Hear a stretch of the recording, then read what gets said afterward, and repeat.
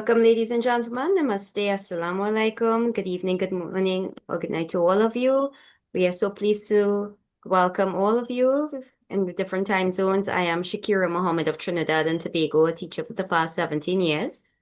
And at this time, wish to join the countries in the Caribbean and elsewhere in observing Indian Heritage and History Month.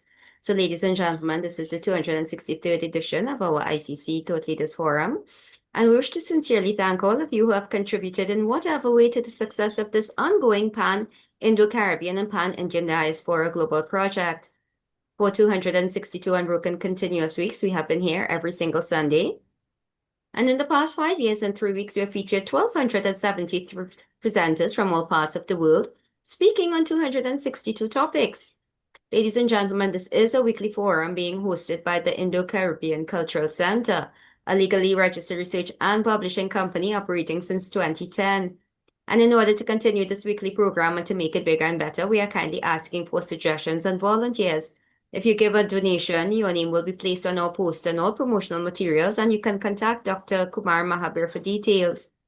We wish to acknowledge our Muslim brothers and sisters who are observing Eid al-Adha this weekend.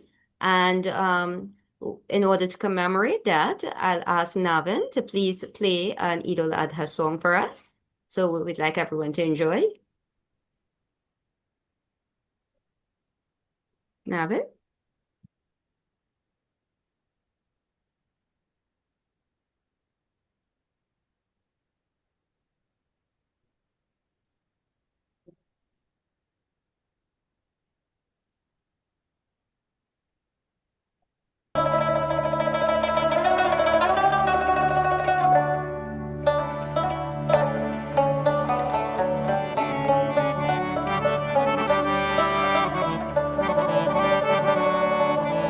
किस्मत में मेरी चैन से जीना लिख दे, डूबे न कभी मेरा सफीना लिख दे। जन्नत भी गवारा है मगर मेरे लिए ऐ कातिबे तकदीर मदीना लिख दे।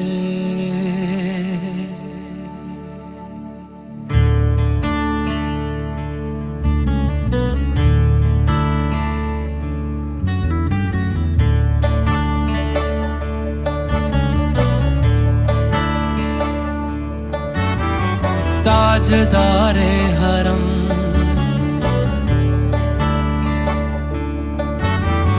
ताजदारे हरम हो निगाहे करम, ताजदारे हरम हो निगाहे करम। हम गरीबों के दिल भी संवर जाएंगे, हम ये बेकसां क्या कहेगा जहां, हम ये बेकसां क्या कहेगा जहां। आपके दर से खाली अगर जाएंगे, ताजदारे हरम ताजदारे हरम।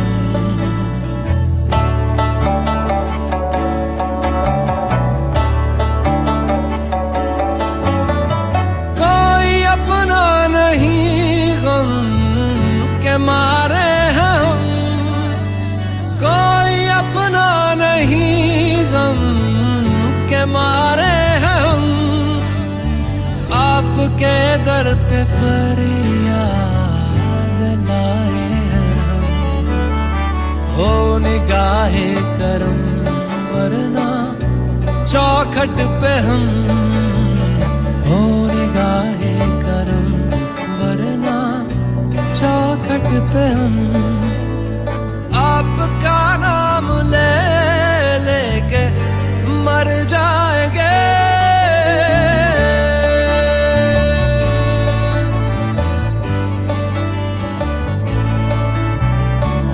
ताजदारे हरम, ताजदारे हरम.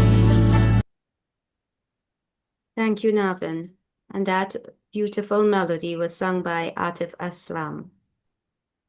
So we'd also like to note that we are busy planning for a conference in and a tour of South Africa scheduled for August 2nd to 14th this year. And if you are interested in participating, please let us know. So I'll introduce our moderator this afternoon, who is Shalama Mohammed, the co-director of this ICC Zoom platform, who is a business teacher and researcher from Trinidad and Tobago. She obtained her master's degree in business psychology from Franklin University in the USA. Shalama, welcome. Thanks so much, Shakir. Assalamu alaikum, everyone. Namaste and a warm welcome to all of you. I want to say thank you very much for choosing to be here with us. This program is being recorded on Zoom and live streamed on the YouTube channel of the Indo-Caribbean Cultural Center. Welcome to all of you on YouTube at this time. To avoid intrusions from trolls, our IT manager has muted everyone. Speakers, please do not admit anyone, do not unmute anyone, and do not allow anyone to share your screen. Thank you very much for cooperating. Today, we are talking about songs and indentureship in the Indian diaspora, part 2. I just wanted to add something to what Shakira just said. Let me just go back for a second. That particular naat that was played really reminds us that in the diaspora, there were so few Muslims that came amongst the indentured immigrants, and they too would have felt very isolated and rather desolate and had no option but to turn to Allah in times of desolation. Unfortunately, there are no Indian indentureship songs that would have expressed how they felt. And perhaps coming out of today's session, we could have that adjusted. Perhaps some one of our speakers might want to look into that. This program will explore the creative and emotional expression of Indian indentured experiences through music, featuring original compositions that reflect the struggles, resilience, and cultural preservation of Indian communities across the diaspora. Artists, researchers, and scholars will share songs inspired by the journeys, hardships, and hopes of all indentured laborers who were brought to colonies such as Guyana, Trinidad, Suriname, Fiji, Mauritius, and South Africa. These pieces serve not only as artistic tributes, but also as historical testimonies, hopefully bringing to life the voices of those often left out of official records. This program emphasizes the role of music as a powerful medium for memory, identity, and intergenerational storytelling in the global Indian diaspora. And I want to welcome our first speaker today, and this is Vidya Dwarka of Trinidad. She's the daughter of Sundari Dwarka, who wrote and sang a song on indentureship. Vidya was inspired by her parents, grandparents, and uncles who sang sohars, birahas, bhajans, folk songs, and both local and original compositions. Welcome, Vidya. Thank you. Namaste, Assalamu alaikum, and greetings to everyone. I'd like to say special greetings to the Muslim community on the occasion of Eid al-Adha. Thank you. You're welcome. Vidya, tell us a little bit, first of all, about your mother. Well, my mother sang bhajans mostly, and this song of indentureship was inspired by her parents. She also was a musician. She played the dholak and the harmonium. She attended yajnas and so on, where her music was expounded. She was also a businesswoman like myself. And so she had her contribution was great in the community for not only the music. She was a musician herself. My father was also a musician, and in my family, music was propagated heavily by grandparents and uncles and aunts and so on. So Sundri herself made a name in the community with her powerful voice and her ability to play the dholak so well. So she sang and played together. So there's a particular song that she composed, and this song was sung by your sister, Bisunde. It was recorded live 5 years ago on radio and TV Jagrati. Yes. That was shared with us by your lovely sister, Banu. We'd Yes. like to play that, and then we can continue our conversation. Is that okay with you? Sure, sure. Thank you. So we'll have that now, Dr. Mahabir.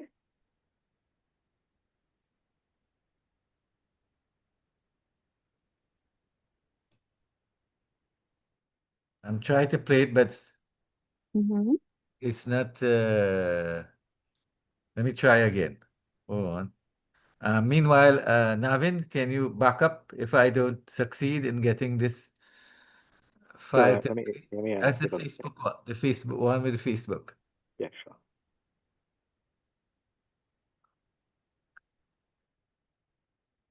Unsupported format, it says. Please Oh, try for okay. a different file. So Navin, you would have to help here. Okay, just so that we don't lose time while we're waiting for that. Vidya, in our conversation earlier, you explained that the origin of the song was very special in your family. Can you tell us something about that, please? Well, this song was written, I understand, together with the ancestors as well. My mother's mother, my grandmother from my mother's side, she had some input as well. And of course, because of the meaning of the song, when you hear the words and you get the meaning of it, you realize it was a total experience of what the indentured would have gone through on their arrival, and what sort of meals they would have, and what the work schedule was like, and what their days might have been like.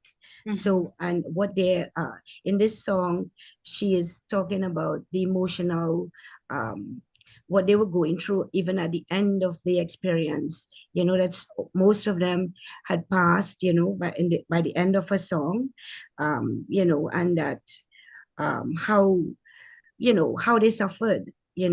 This was what the song was telling us, and this was a reminder of what they had gone through to bring us to this level, how they suffered, and yet they were able to have successful children, to educate their children, to make them into members who would make them proud in the community. My mother herself had 12 children. So, and all of them made such great contributions in the community. So I'm number 10 in the family. I'm also, Yeah, baby. yes, I'm one of the babies. So the song Meto Aya Trinidad, which they are trying to pull up. You had asked me if I would sing this song. Since they are waiting to pull it up, if it doesn't come on the screen, I can I do see my first. Navin bringing it. Okay. Terrific. So we'll hear it in your sister's voice. That's lovely. Mm-hmm. I'm an understudy of hers as well.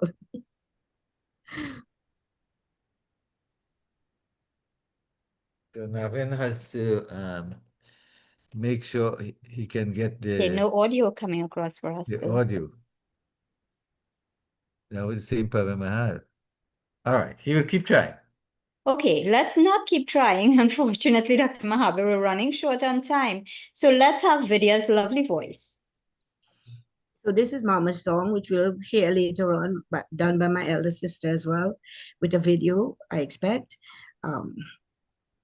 मैं तो आया Trinidad की नौकरिया हो, ए बाबूजी, ए बाबू मोर बाबू, ए बाबूजी, मैं तो आया ट्रिनिडाद की नौकरिया हो, ए बाबूजी, मुल्क से आया त्रिनिदतवा में उतरी, मुल्क से आया त्रिनिदतवा में उतरी, कुथी में मिल गए कुथरिया हो, ए बाबूजी, कुथी में मिल गए कुथरिया हो, ए बाबूजी, ए बाबू मोर बाबू, ए बाबूजी, मैं तो आया ट्रिनिडाद के नौकरिया हो, ए बाबूजी, होता सबेर सर दार जगावे होत सबेर सर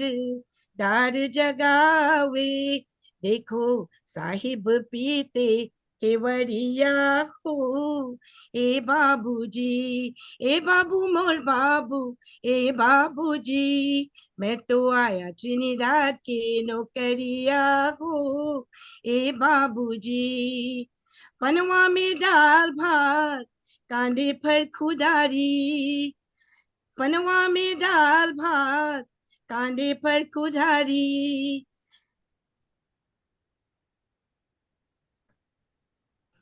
केन पीस के कर ले तैयारिया हो हे बाबूजी केन पीस के कर ले तैयारिया हो हे बाबूजी हे बाबू मोर बाबू हे बाबूजी मैं तो आया ट्रिनिडाद के नौकरिया हो हे बाबूजी साफा साफा केंचुल मांगे चिकन चिकन धारी साफा साफा केंचुल मांगे चिकन चिकन धारी ऊपर से गरियावे महा तारी हो ए बाबूजी ए बाबू मोर बाबू ए बाबूजी मैं तो आया ट्रिनिडाद के नौकरिया हो ए बाबूजी छूट गए माय बाप छूट भाई भाई बंधु छूट गए सारी नगरिया हो ए बाबूजी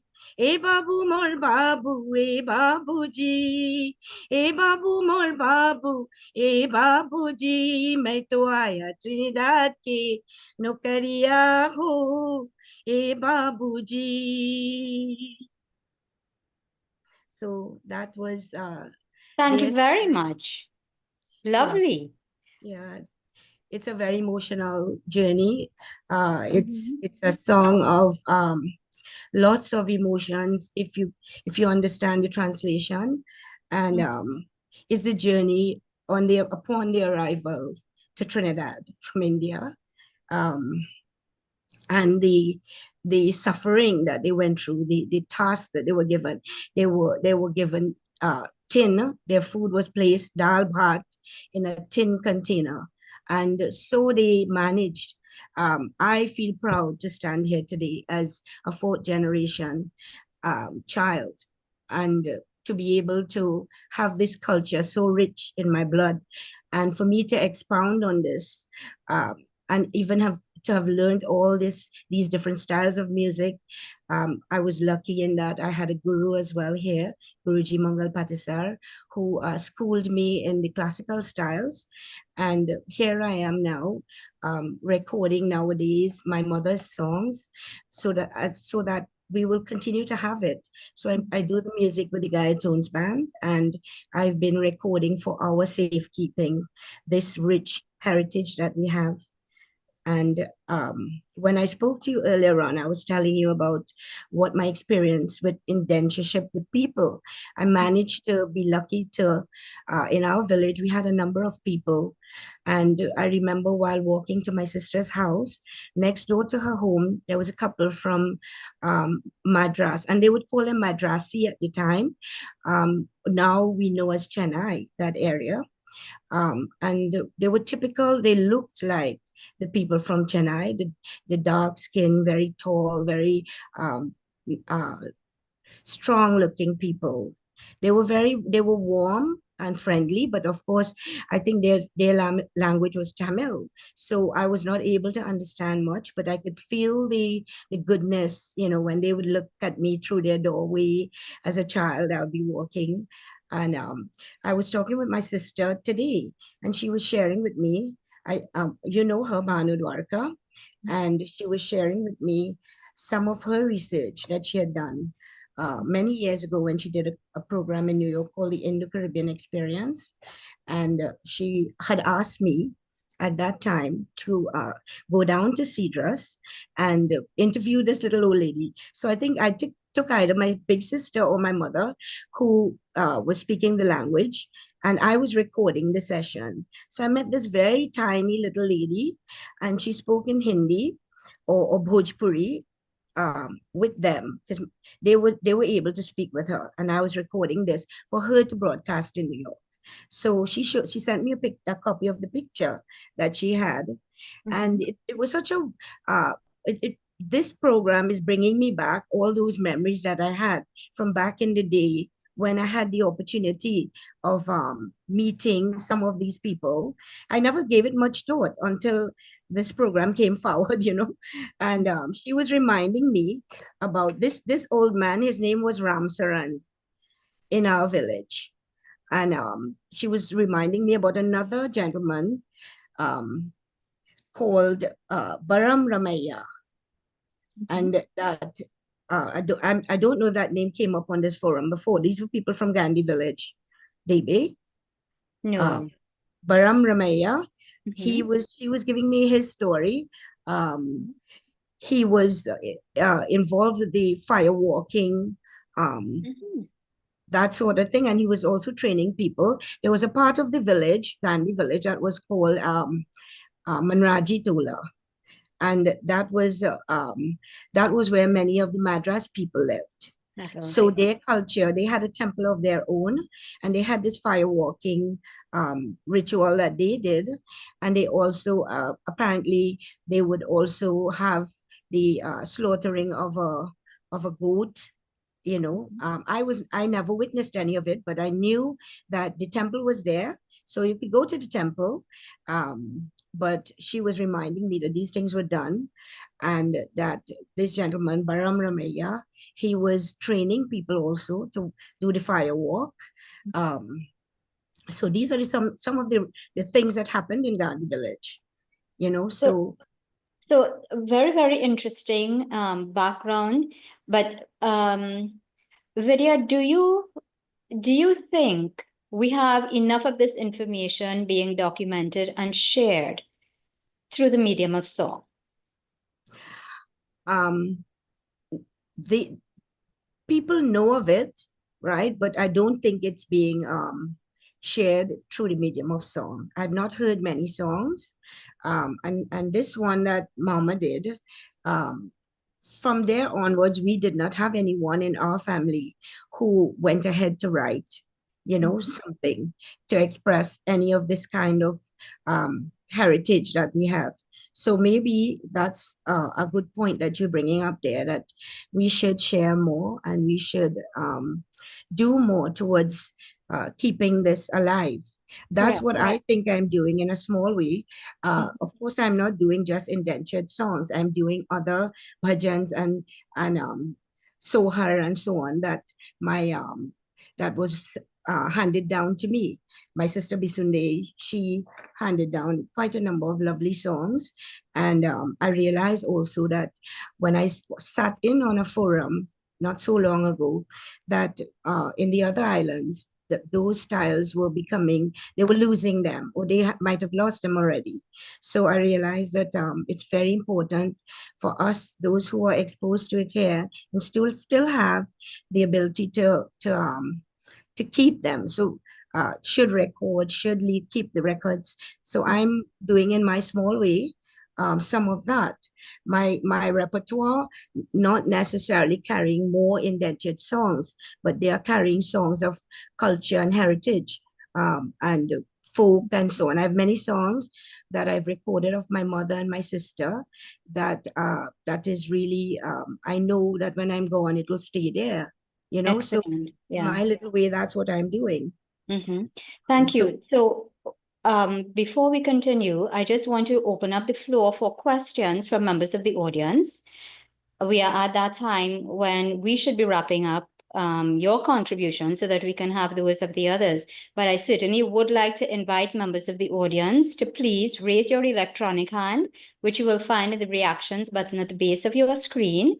If you show me your hand, I'll invite you to ask a question or two of Vidya, and hopefully we can keep this conversation going. Vidya, when we spoke earlier, you also mentioned that it was your observation that in order for the youth to be more interested in songs of indentureship, as well as the traditional songs, the Birahar, the Sohars, and so on, there must be a way to bridge the gap Tell us a little Yes. bit about what you are doing in that regard. I got my lyrics from my older sister Bisunde, and many of them I would have heard those songs being sung at family gatherings and so on. But I spent some years with her and wrote down a lot of the songs, and listened to her also, her interpretation. What I know is that most of them were done, with the accompaniment of dholak dhantal, which the Surinamese might call by Tagana style. So when I was recording during the COVID time, um, it came to my attention that the young ones in the family, because I have members of the family who live abroad who have young children there, that we were not able to attract them with the Baitagana style. So I decided to use a full band music style for the same songs. However, I kept the songs authentic and I sang it the same way that my mother would have, with the music that I collaborated with them.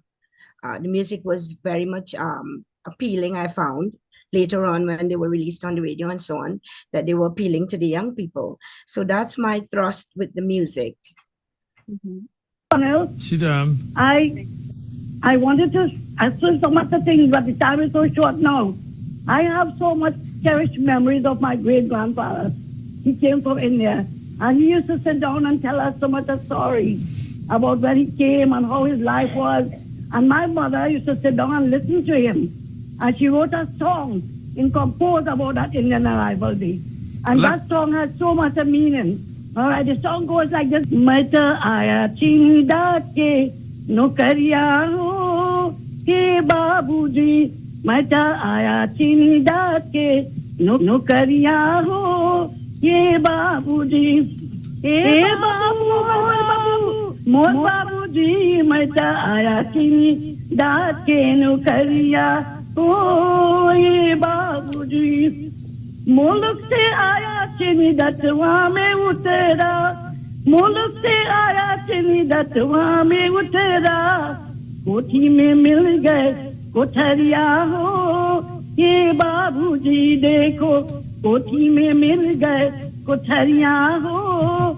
Ye babuji, ye babu, more babuji, maita aya chini dat ke nukariya ho. Ye babuji, hota sabir sardar jagawe, hota sabir sardar jagawe, sahib pite kewariya ho. Ye babuji, देखो साहेब पीते केवरिया हो. ये बाबूजी, ए बाबू, मोर बाबूजी, मैता आया चिनिदा के नौकरिया हो. ये बाबूजी, पनवा में दाल भात कांधी पर कुदारी. पनवा में दाल भात कांधे पर कुदारी. किन पिसके कर ले तैयारिया हो. ये बाबूजी देखो किन पीस के कर ले तैयारिया हो. ये बाबूजी, ये बाबू, मोर बाबूजी, मैता आया चिनिदा के नौकरिया हो. ये बाबूजी, सफा किंचु मांगे चिकन धारी. सफा किंचु मांगे चिकन धारी. ऊपर से गरियावे महातारी हो. ये बाबूजी देखो ऊपर से गरियावे महातारी हो. ये बाबूजी, हे बाबू, मोर बाबूजी, मैता आया चिनिदा के नौकरिया हो. ये बाबूजी, छुट्टी गले माई बाप, छुट्टी गले भाई बंधु. छुट्टी गले माई बाप, छुट्टी गले भाई बंधु. छुट्टी गले सारे नगरिया हो. ये बाबूजी देखो छुट्टी गले सारी नगरिया हो. ये बाबूजी, मैता आया चिनिदा के नौकरिया हो. ये बाबूजी, मैता आया चिनिदा के नौकरिया हो. Hey, Babuji. I'm glad we No. were able to bring I it. wa- I'm glad we were able to bring it in the original voice of your big sister.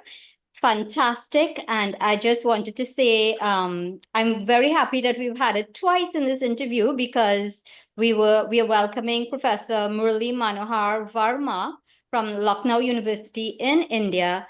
And he's especially interested in the Indian diaspora and in the Gurmitias in particular. So I'm very happy to have had that a second time. Vidya, I'm not seeing any raised hands for you to ask any questions. I think perhaps you shared so much good information that it's not required, but we would certainly love to have you another time on the program. And at that point, hopefully we'll be able to hear more about your recordings and what you are doing in terms of these songs of indentureship. I know that you have another meeting to attend, so I want to thank you very, very much for your time and for your contributions, and please keep up the good work. I want to thank you all too for having me. It was my pleasure, and sure, anytime you'd like me to come on again, please let me know. Thank you so We are much. here every Sunday. Please join us, and we would love to have you as a speaker again. Thank you. Thank you very much. Yeah. Ladies and gentlemen, we move on to our second speaker now, and I'm hoping this speaker will comment a little bit about Vidya's contribution and that of her mother who composed that song. Madan Makoon is from right here in Trinidad. He's a trained vocalist and composer of over 50 songs. He studies Sanskrit, local classical, and Hindustani music. He serves as the vice chair of the National Council of Indian Culture Heritage Center. Welcome, Madan.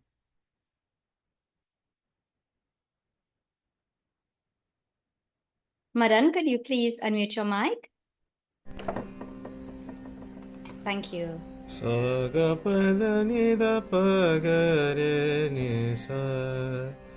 जहाज महाठगिनी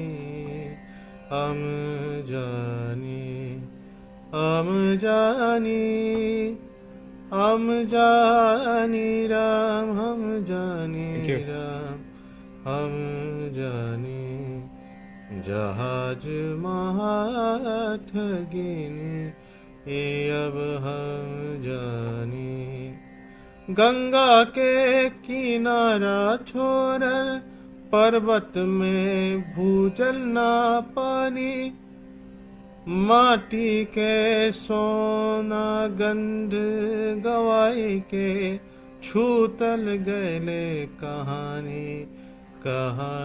हम जानी जहाज महाठगिनी हम जानी माई के अंचरा छूतल जाए पियन दे पचानी नाम लिखा के छुप चाप चल दे हली मनवा ना माने रजाई अब हम जानी जहाज महाठगिनी हम जानी साथी बनल पराया के सब दिल में भर सुनसानी कह के मजदूर देब हम तोह के बनल देहानी बंधाई हम जानी जहाज महाठगिनी हम जानी जहाज महाठगिनी हम जानी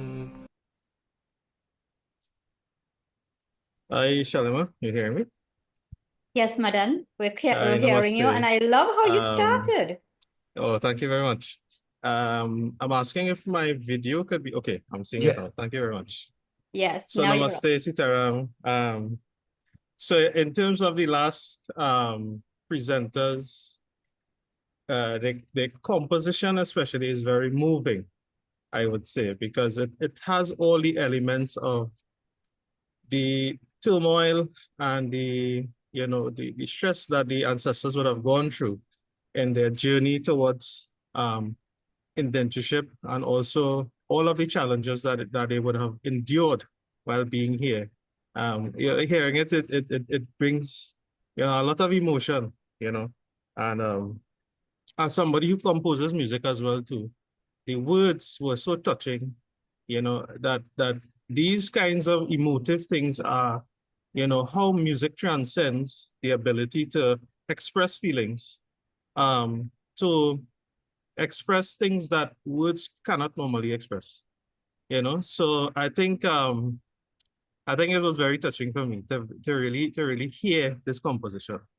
In terms of my composition, and what I've been focusing on is really the local classical tradition, which is an indigenous art form that was created here, right here in Trinidad. Now, it is known as local classical dance singing, tent singing at one point in time, it was called in Trinidad, but it has been called Baita Ghana in Suriname, for example, dancing also in Guyana. So that would be the focus of what my renditions would be and my compositions.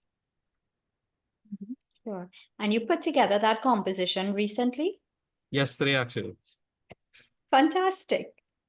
What is it that you're trying to see? For those of us who may not be very fluent in Hindi, Sure. please. So basically, I have a working knowledge of these languages. Unfortunately, because of not being involved in the daily speaking of languages, it is very difficult to, have these languages at the top of your head.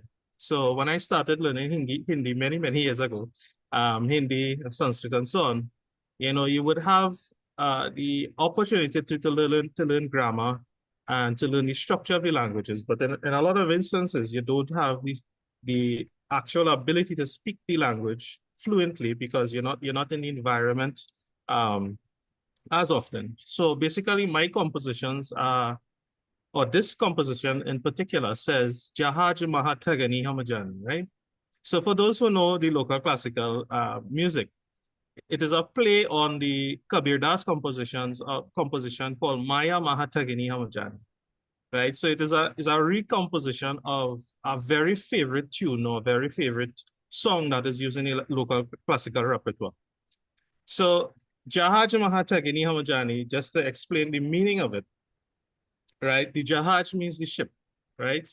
So it says, it goes into a deeper metaphorical meaning. It says, Jahaj Mahatagini Hamajani. The ship that carried us through indentureship is a great deceiver.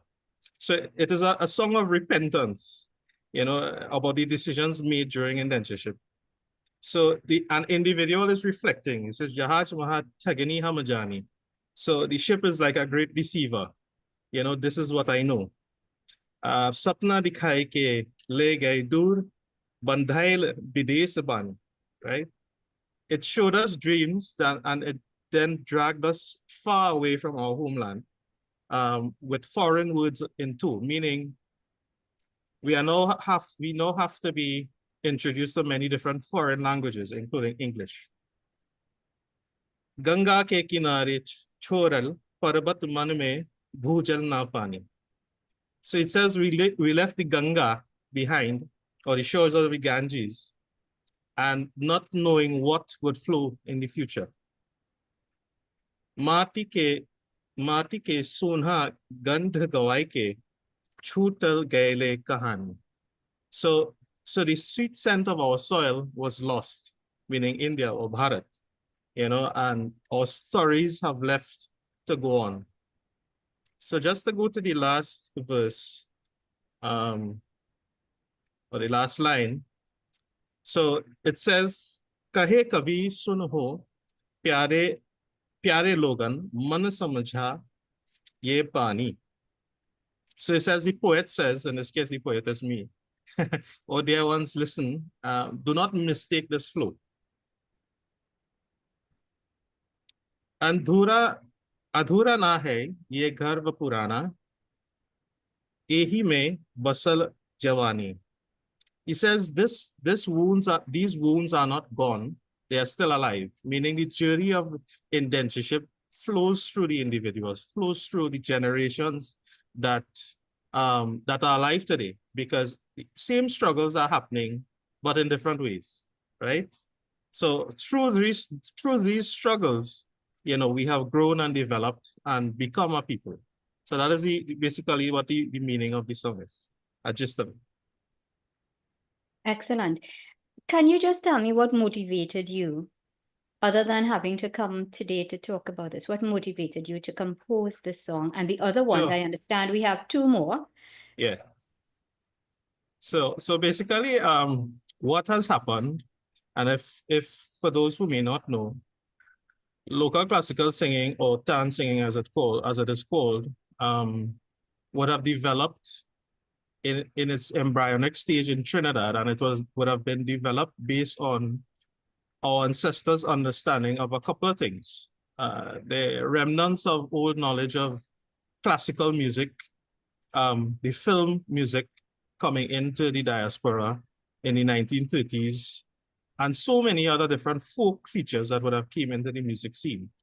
And what has happened, because of the language barrier, because most of the compositions that are done or sung in the local classical scene are not original compositions. A lot of them are compositions from books that would have been brought from India, especially in the 1930s.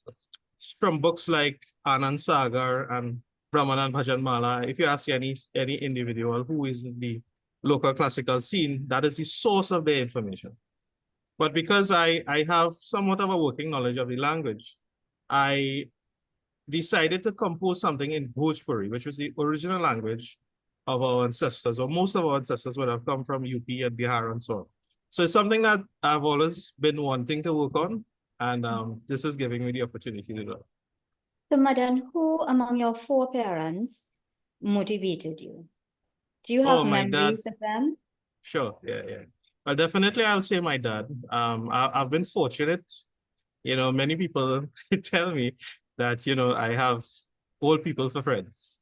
A lot of people that are around me are people that are way older than me, and I've gained a lot of knowledge from them. So even at a young age, I've interacted with a lot of the local classical musicians, Ramayanists. I myself, I am a Ramayanist, as we call it in Trinidad.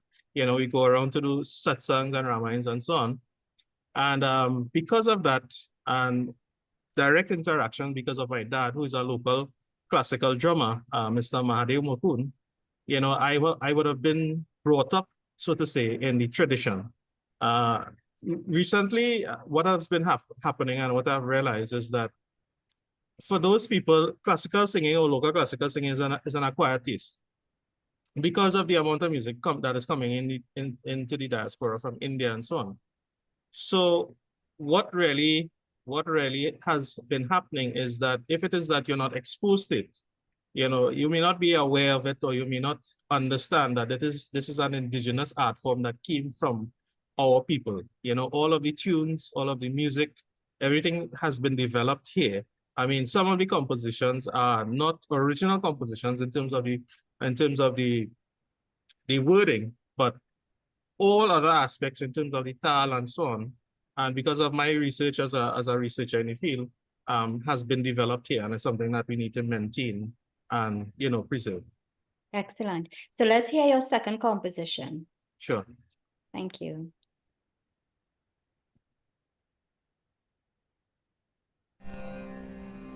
दुखवा मोरे भैया राम, दुखवा मोरे भैया, दुखवा मोरे भैया राम, दुखवा मोरे भैया, कौन न जाने जहाजी दुखवा मोरे भैया, चोर के गाँव चर गलियन झझवा, छोर के गाँव चर गलियन जहजवा, ले गए दूर देशवा, रे गए दूर देशवा, कौन जाने जहाजी दुखवा मोरे भैया, काला पानिया के रहल न पर, बसले हर के गोद में, बसल हर के गोद में, कौन जाने जहाजी दुखवा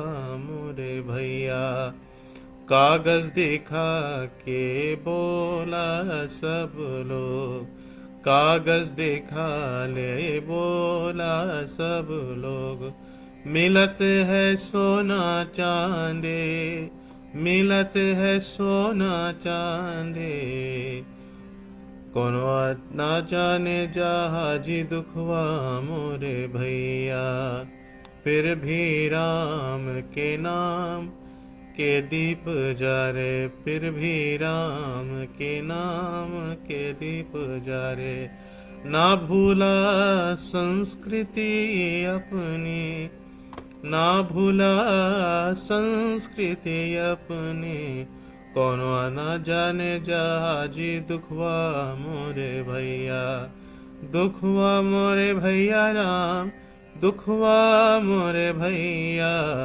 कौन जाने जहाजी दुखवा मोरे भैया, अब कौन जाने जहाजी दुखवा मोरे भैया. So that Yeah, so one, yeah, that one is also very emotive. yes, it is. It is. Well, I don't know if you probably noticed, but you probably heard the word dukhwa in the traditional sense. Dukha means sadness. You know, so it's basically similar to the other one, but it is the journey of the Jahaji as a group. So the other one was more of an individual reflection. So it is saying, "Kauno na jane jahaji dukhwa more bhaiya," right? So no one knows the sorrow of the Jahaji, right? Oh dear brother, more bhaiya, right? Chor ke gao, right? They are leaving their villages. Yeah, char galiyan chajawa le gaye dura desava, right? Now this style of singing is called sadwa in our local classical context. Again, unfortunately, I have not heard in my time, nor has anyone who I've spoken to, have, really gotten any compositions in Bhojpuri. So it's very emotive, yes, but it's also the context of the language and the way the rhyme happens, it adds a different flavor. So this line says, it says, we have left the village and boarded the ship. Yeah, and it has taken us to distant land. So kala paniya ke rehel na par bas leher ke god mein, right? And you always hear the phrase Rama, Rama, because this is again the Sadhwa style. So he says there was no shore on the black waters.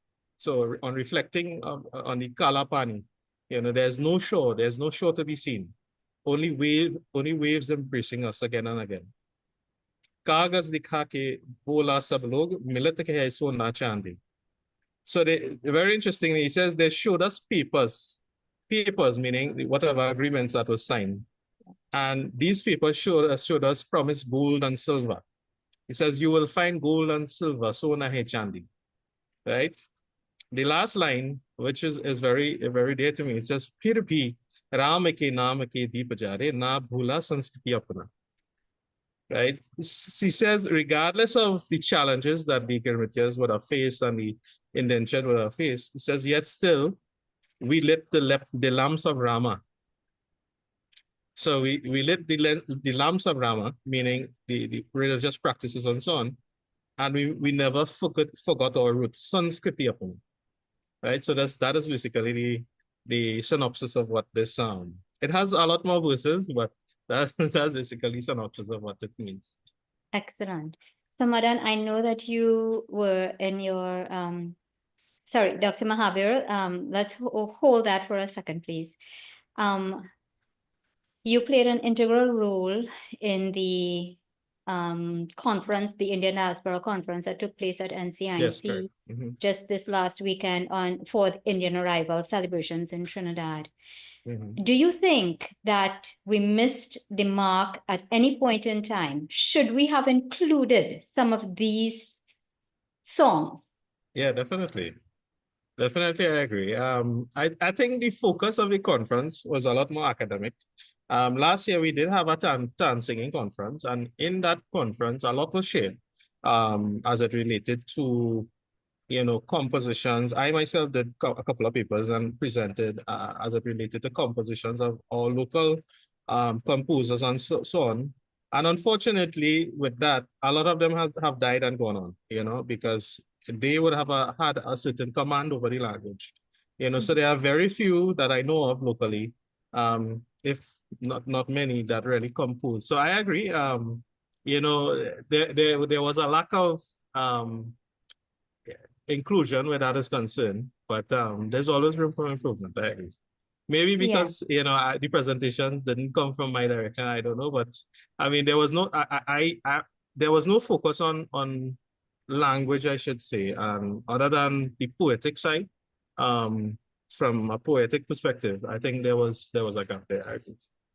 Well, I brought it up merely to indicate to our audience, those who would have missed this conference, that they missed something very important, because we did have a number of excellent presentations and so on coming out. Yeah, we did. And not to lament the fact that there was no Baitagana aspect, no Tan singing aspect to it, because that conference last year on Baitagana Tan singing was excellent.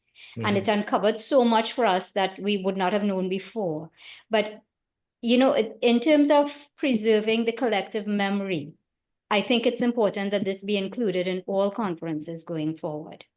Yeah, definitely. Not just agree. because songs, the melody and everything shows us, number one, the extent to which some of us descendants maintain the tradition, and two, it gives people an avenue through music by itself to enjoy things in a different way. Perhaps it would have brought more of the youngsters to the youth forum, expanded the youth forum as well. So let's talk a little bit in just 2 minutes. I'm not seeing any raised hands for you. I think the challenge is, if I were to be honest, is there are very few researchers, if any, in the classical field. And many just have a very superficial knowledge of the art form.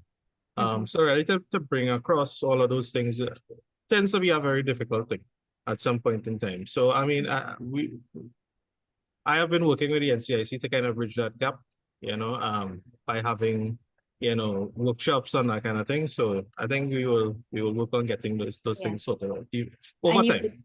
You've been doing a phenomenal job, because you've been so busy, and yet you were able to pull together these compositions over this weekend. Yeah, correct. So I have to commend you. Fantastic. Sure, thank you. So I just want to ask Dr. Mahabir to bring your third composition, and then we'll bring it to a close. Is that okay? No problem. Yeah, that's fine. Thank you. कौन देश से पुकारी ओ भैया भूमि अनजानी, कौन देश से पुकारी, तोरे नयन में आंसू चमके, आंसू चमके, तोरे नयन में आंसू चमके, आंसू चमके, चोरी गाऊं पुरानी हो भैया भूमि अनजानी, कौन देश से पुकारी, लंबे राह में नौका डोले, नौका डोले, लंबे राह में नौका डोले, नौका डोले, साथी बने सयानी हो भैया भूमि अनजानी, कौन देश से पुकारे, गाना के खेत में जिया रोए, जिया रोए, गाना के खेत में जिया रोए, जिया रोए, हाथ में चाल पुरानी हो भैया भूमि अनजानी कौन देश से पुकारे रात के तले अब दीप जलाए रात के तले अब दीप जलाए बचये धर्म और ज्ञानी हो भैया भूमि अनजानी कौन देश से पुकारे नाच बजा के गीत बनाए संस्कृति रही निशानी हो भैया भूमि अनजानी कौन देश से पुकारे आज हूँ गठा सुन ये करोनी जहाजी के कहानी हो भैया भूमि अनजानी कौन देश से पुकारे Well, you certainly know how to pull at the heartstrings, I have to tell you that. And you're Thank you very singing much. only to your brothers. What about your behen? Yeah. Maybe because of the time, I did not think about that, but yeah, definitely that Yes, that's some yeah. behens did come. Thank you very much. I agree. Just to kind of explain quickly this last song, right? One or two of the verses that are very important. I think it's in Kauna Desa Se Pukari Ho Bhaiya. From which direction did the call come, oh brother? From a land unknown, the voice came, that we should go. Tore na yan me asu chamake. Tears glittered in your eyes that day, that you left the village far away. Lambe raha mein nauka dole. Sati bane sayani ho bhaiya. So it says the boat rocked on the endless sea and strangers became family. Gaane ke khet mein jiya roye, haath mein chal purani ho bhaiya. In the cane fields, the souls would weep and old wounds still patti. Raat ke tale, deepa jalaye, that verse says, lit lamps beneath the night's deep sky, held fast to faith and let our roots not die. Nacha bajake geeta banaye. So with dance and song, we wrote our tale. And this is important because, a lot of these songs and the traditions have been maintained and preserved through dance and song and all of these cultural expressions. And it says our culture stood where others feel. And that is very, very important. And this last verse is very important to me. I think, it shows continuity. Ajo katha suniye karoni, jahaj ke kahani ho bhaiya. Even now the Karani flows, relating to the flowing of the rivers in India, the flowing of the journey of the Jahajis and that kind of thing as well. So you say even now the Karani river flows, right, and sings of the Jahajis' bonds and broken wings to their homeland. So beautiful. Thank you. I want to thank you. I want to thank you very, No very problem. much. And I want to commend you on excellent work as well. Thank you. There are Thank you very many much. complimentary comments in the chat. I think Oh, people thank are you. so caught up that they don't have questions for you. But Okay. very, very complimentary comments in the chat, and you Oh, should see thank you very that much. after. I want to thank you very much for giving us your time. I know it's very precious to you. Yes. And it's been a pleasure having you on the program. Thank you so much. I appreciate it. Thank you. All right. So, ladies and gentlemen, let's move on to our third speaker now. And this is Amar Ramesa, who lives in Canada, but he's a native of Guyana. He's committed to cultural preservation. He composed music for Professor Rajiv Mohabir's poignant poem titled Mahal Mitiki, Palace of Earth, based on the experience of the indentured Indians. Welcome, Amar.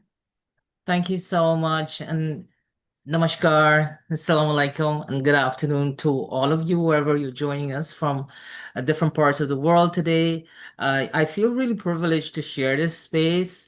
I feel so amazed and blessed to listen to the work of Vidya and Madan. You guys are truly inspirational. It gives lots of hope, that we can still push through and you make Indian music, traditional Indian music, some sort of a prominence moving forward. So, thank you so much, Dr. Kumar, for inviting me today and sharing this space. Um, so my work basically was from some original pieces of work done by an Indian immigrant. His name was Lal Bihari Sharma. So Lal Bihari came from India and he ended up on a plantation in Essequibo. That's one of the counties in Guyana. Guyana is divided up into three major counties. You have Essequibo, you have Demerara, and you have Berbice. So when indentured immigrants came, they landed in various parts in the country. And so Lal Bihari Sharma ended up on the Essequibo coast. And he composed a collection of poems that's called Songs of Demerara. And that publication was done in 1916. And I just want to share for our viewers, that Lal Bihari Sharma's work was probably one of the first-person documentation of the experiences on the plantation in Guyana. There were two others, one from Fiji and one from Suriname, but those were memoirs basically. So Lal Bihari Sharma and the work that I would have done, Mahal Mitika or the Palace of Earth, was one of those poems. It was transliterated by Professor Rajiv Mahabir. And it basically talks about the experiences basically on the plantation. And, for me, the relevance was so important because I myself grew up on a sugar plantation, right? One of the estates, it's called Enmore Estate, and I was blessed to see all the workings on how that happened. As a matter of fact, one of the major sugar corporations, it's still there. It's called Gaisuko. I had a short stint of employment with them, so I was able to see the work that happened currently, but of course, that which was being conducted by our foreparents. And so every aspect of that composition, Mahal Mitika, and of course, there were two other bits and pieces that were referenced in Gayatri Bahadur's book, Coolie Woman, The Odyssey of Indenture, basically, that brings out the essence of resilience and hard work and basically the efforts done by our foreparents. And while Madan's work, when I listen to Madan's work, it talks about basically the yearning of immigrants. Lal Bihari Sharma took a different turn, a different perspective in terms of his writing. Lal Bihari Sharma basically in that work gives us a vivid picture of what transpired on the sugar estate. So he talked about how immigrants would go into the canal and work, how the sardar or the overseer would come with his book and the whip in his hands, and would apportion the work. Okay. So Lal Bihari Sharma gave us this vivid picture as the of what happened on the estates. Excellent. So, Amar, I just have to share with you that in April, we took our fourth Indian diaspora tour to Guyana. And we were able, Madan talked about our Caroni River. Well, when we saw and we crossed the river to go across the Essequibo, we realized that what we have is a canal so to speak. Perhaps not even a canal.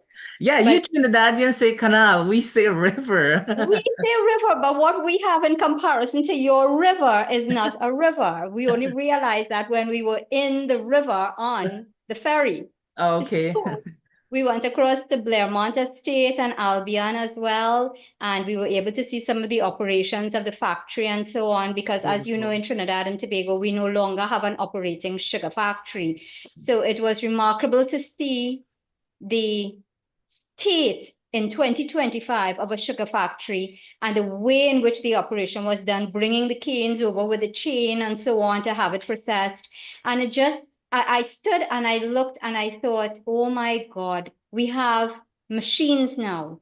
Can you just imagine what it was like back in the 1840s, 1850s, with absolutely no mechanization at that point in time, the way it is now? It was so difficult. And so I invite you now to bring your song. Let's share that with the audience, and Thank then we you. will go ahead and we'll chat a little bit from there. Is Thank that you. okay? Yes, absolutely. Terrific. Thank you. Dr. Mahaba will bring that.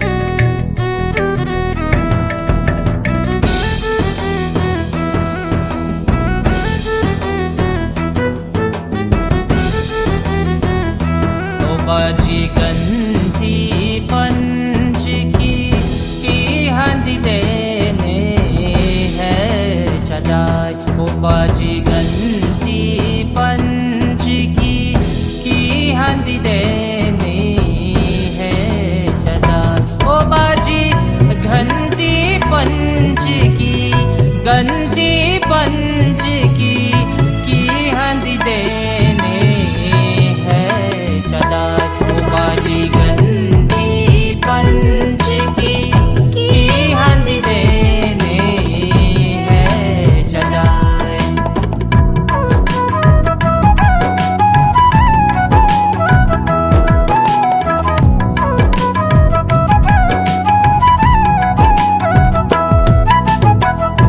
बात लिए है बना बात लिए है बना बनाया दही चीनी मिलगी ओ बाजी गंती पंच की हंदी देने है चदाई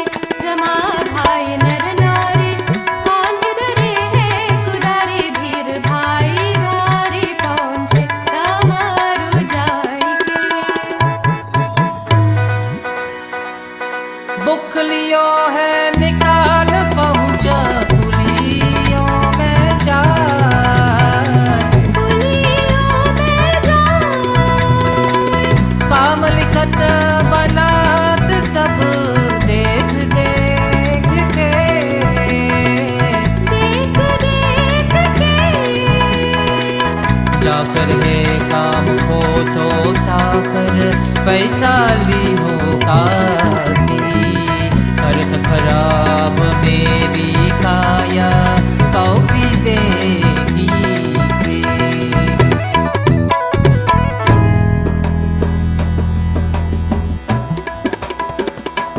दमरा ताप बर जार पुलिस न चाहो राम कहलाए हो गरे बंधुराय बाजी गंती पंच की हंद देने है छदा ओ बाजी गंती पंच की हंद देने ओ बाजी गंती पंच की हंदी देने है चदार ओ बाजी गंती पंच की हंदी देने है चदार ओ बाजी गंती पंच की हंदी देने है चदार Amar, absolutely beautiful. And I congratulate you for converting Lal Bihari's poems into these songs. Thank you Thank you very so much. much. I So, want to, sorry. I just want to raise, sorry, before you continue, before you reply, I just want to raise how important it was because while I'm listening to you and I'm looking at the translation, which I would like you to share Yeah. for the benefit of those who can hear us but not see the Zoom translation.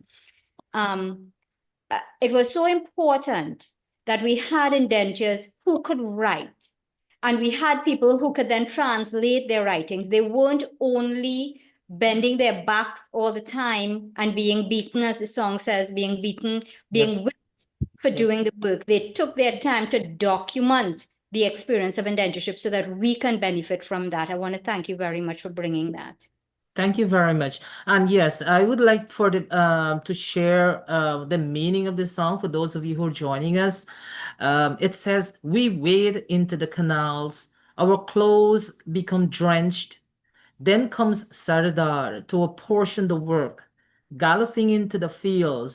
On the heels of the people comes the master with a whip in his hand, the white man's helmet high on his head, his book in hand. He canters into the field of coolies, carefully inspecting the work, recording tasks done and tasks not done. He cuts back on payment for tasks not done well. As I bear witness, my body trembles. On the island of Demerara, all around there are police stations. All around there are ill consequences. Lord, where have you guided us, lost, wretched creatures? Lord, where have you misled us, deceived creatures? Then Saturday arrives. With rejoicing, all men and all women rejoice. Wearing 5 colored scarves, they go to Manja Darbar. Some wear armlets, some having adorned their eyes with kohl, stand and stare. Sardar comes having taken care of all matters and gives money to all the men and all the women. So as you can see in Lal Bihari's writing, he just gave us this very vivid picture of what transpired on the estates, and I just want to point out in his writing, Lal Bihari was such a very observant person, writer.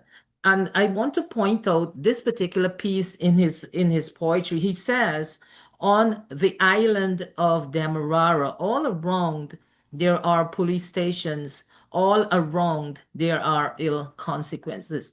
And it's so important for me to point this out because when you look at the social experiences of immigrants on the on the sugar plantations, it's very important to note that there were always a gender imbalance, right? There were no more than 40% of women on the plantations, and this led to many social pathologies like increased domestic violence, murder, high alcohol rates.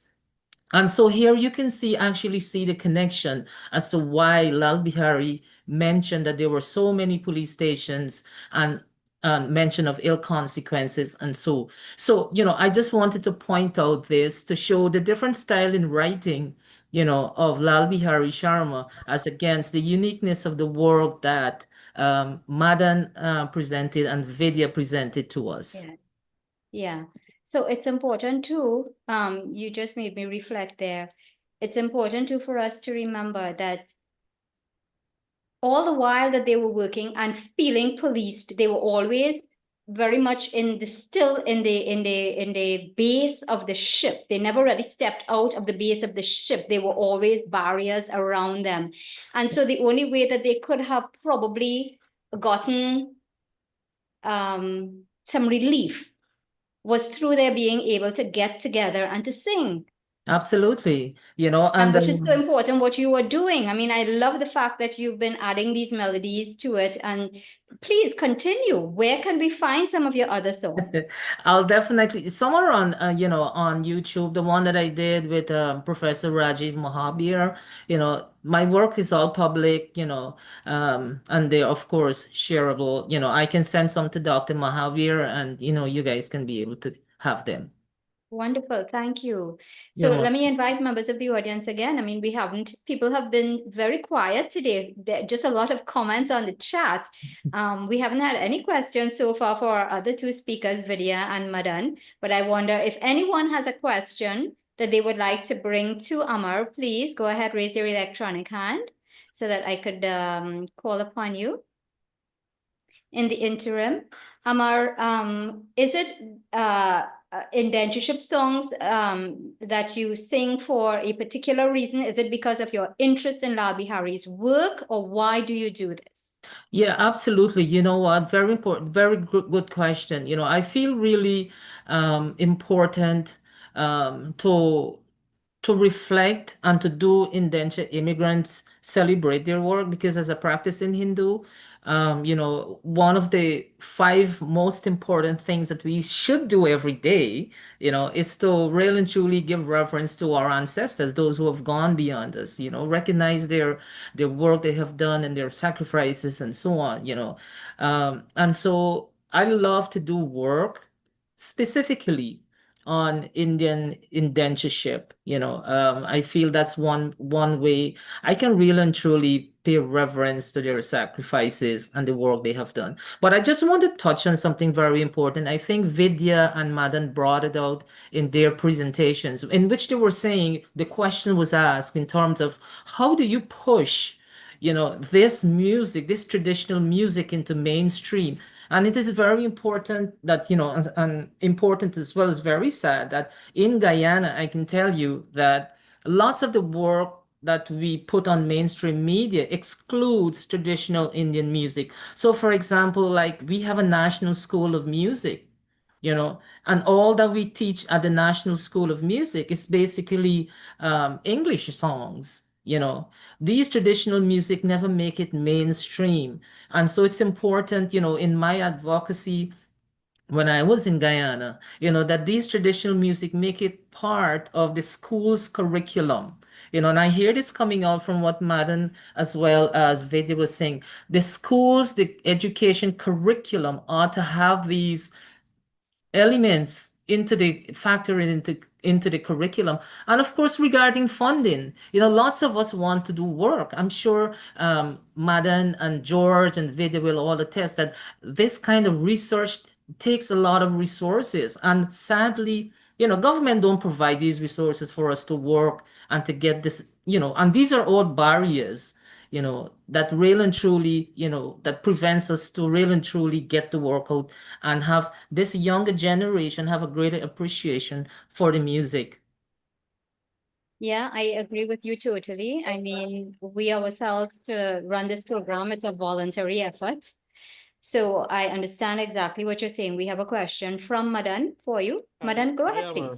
Hi, Amar. Thanks so much. Very, very clear and wise words from someone who has experience in this field. Is a challenge that we have also had in Trinidad, especially where you have had so much art, so much culture being developed here, but because of globalizations and many other reasons, you have so much of the traditional art forms being taken away. Even if I think about Biraha and Chautal and its traditional forms and these kinds of things. And I think we need to work together to be able to do the necessary. Absolutely. And coming out of some work I did with the National Council of Indian Culture in Trinidad, what we are trying to develop is a global council for local music, traditional music, and that kind of thing. So I'll definitely be in touch. We could share resources, share ideas, and that kind of thing, so we could be able to network and ensure that these traditional forms are, preserved and that kind of thing. Thank you so much. Absolutely, Madan. Thank you so much. Fabulous. So that's one of our objectives with hosting this program, that the networks can occur and the objectives be fulfilled as a result. I want to thank you very much. Dr. Mahabir is prompting me that we have our next speaker to come on. So hopefully we can take some questions for all of you all, probably at the end of our next presentation. Amar, fantastic work. I want to thank you very, very much.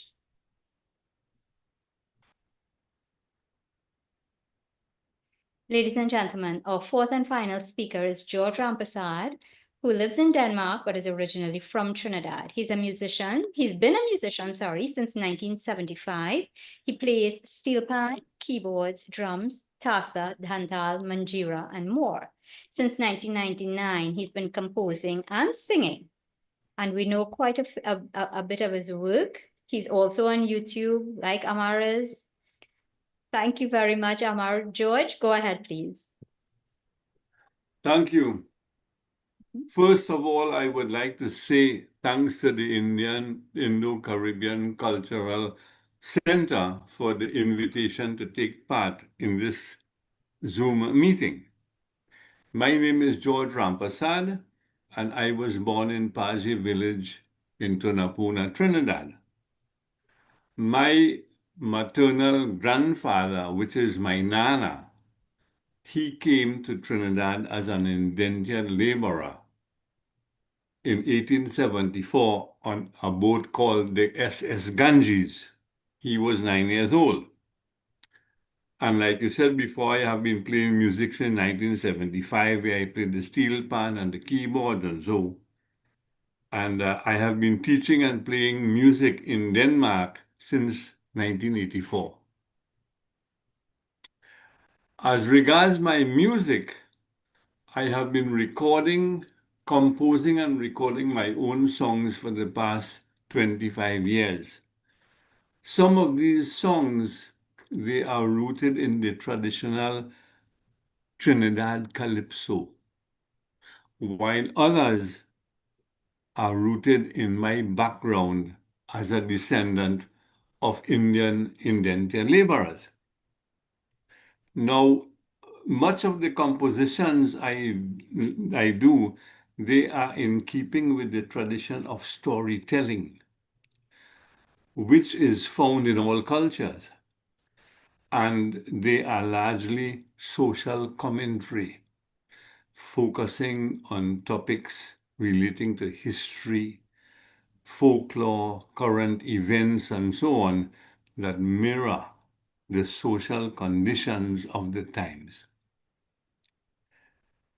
I rarely compose what you might call songs for dancing, these modern songs, like many of the current generations of artists within the genre of chutney and chutney soca. I tend to stay away from those things. When I compose music, I compose both the lyrics and the music itself.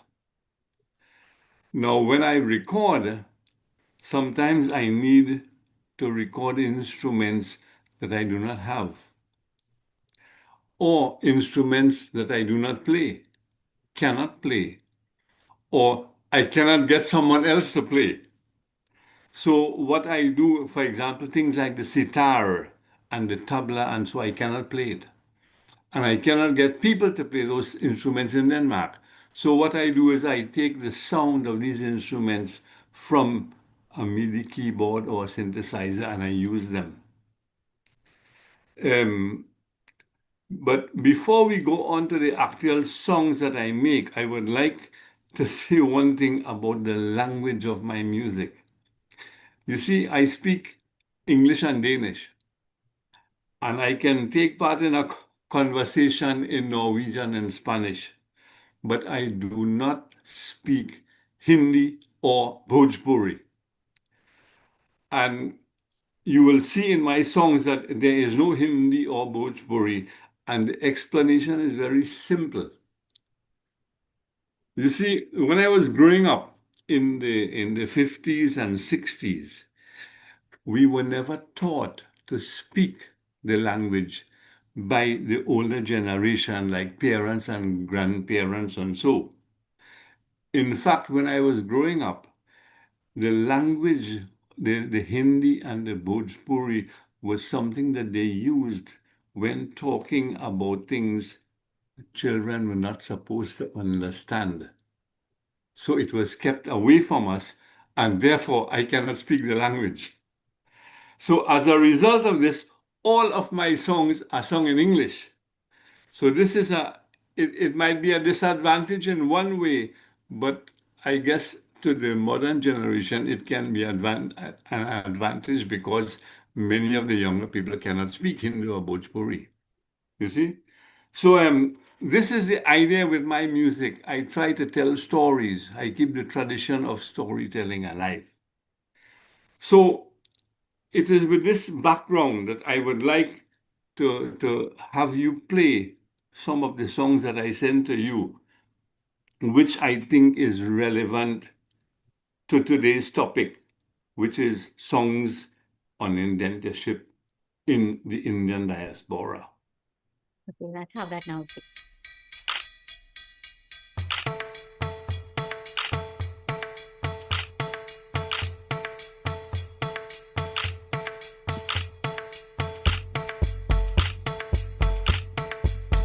In Trinidad, May 30th, 1845, 227 laborers arrived on the Fatal Razak after a long journey across dark waters known as Kalapani.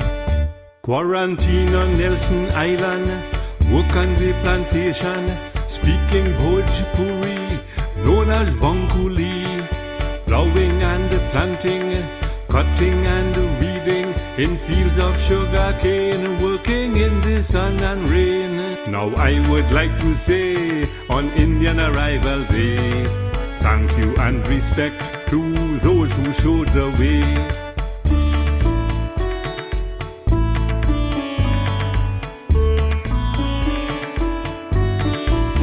Sugar was king, but the estates wouldn't pay more than 20 to 45 cents a day. From Uttar Pradesh, Bengal and Bihar, they lived in chopari made from tapia and gobar. With just a sil and lorha, chowki and a pilna, tawa and a chimta, lota and tharia, cooking on a chulha, bhaji bhat and dal, sitting on a pirha and sleeping on a pal. The hours were long, the work very hard. In poverty they struggled here in Trinidad.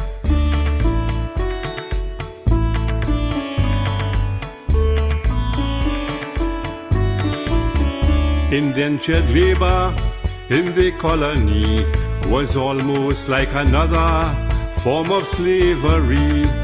People only had their music and religion, playing a drum and singing a song. With a dholak and a dhantal, a tassa and a jhal, keeping their traditions on certain occasions.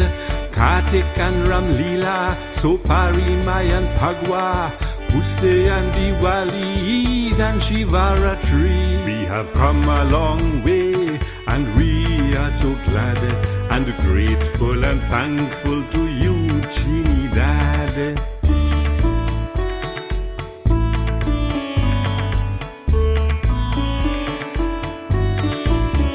Little by little, penny by penny, people scraped and saved to rise above poverty and to provide the coming generation with the opportunity to get an education. Now after many years, things are looking bright. Our nation now is moving onto a higher height. Our living standard and life expectancy is on par with many a developed country. Trinidad and Tobago, have a happy holiday. Be conscious and aware as you go along your way. Remember the ancestors on this auspicious day. Good luck to one and all on this 30th of May. As we celebrate this joyous occasion, may Vishnu, Allah, God and Jah bless our nation. Let us join hands together, let us pray for security and unity on Indian arrival day.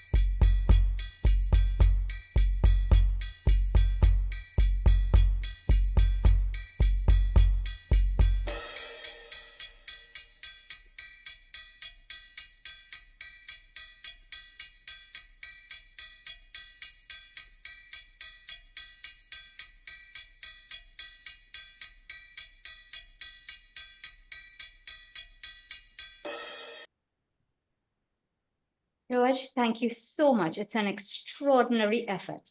I could see the degree of research that went into putting in accurate historical records into that particular production. And I want to echo, I hope it's Professor Vereen Shepherd, who is with us, who congratulated you. She says, wow, history and song and imagery. I'm not too sure, but I hope it's Professor Vereen Shepherd from Jamaica. You know, it is the work that you have done there just reminded me of something that I was thinking about during Amar's presentation, Madan's presentation, and Vidya's presentation. And that is that what you all have actually done is perhaps proposed a solution to the problem that is being had right now in the teaching of history. I'm not a history teacher, but the thing about it is that we recognize that the enrollment into history courses have declined significantly. And so I think what you all are doing is actually producing the work that can be used by teachers of history in order to tell the story of indentureship. And I want to congratulate all of you all, because even if it is that it is not being used now, I think it's going to be used in the future. Your comment, please. Thanks a lot. Well, I agree totally with what you say, because the reason why I make a song like this, I made the song in 2023 and I released it in 2024. And it is because the colonial system of education has systematically denied what took place during the colonial period. so that the people who are going to school today and in my generation before and so, we never learned these things. We learned about Walter Raleigh and Henry Morgan and the British Crown and so, but we never learned what happened to us as a people. So this is why I think it is important to compose songs like this that tell about the social and economic conditions of the times and how we as a people have progressed since 1845 when the first people came on the Fatal Razak and so. And George, I know. one of the things that really bugs me sometimes is that there were old people in my village in Tunapuna who told me that this system of indentureship and so it was not as clear cut or as clean as the British have told. Like my grandfather, he came when he was 9 years old.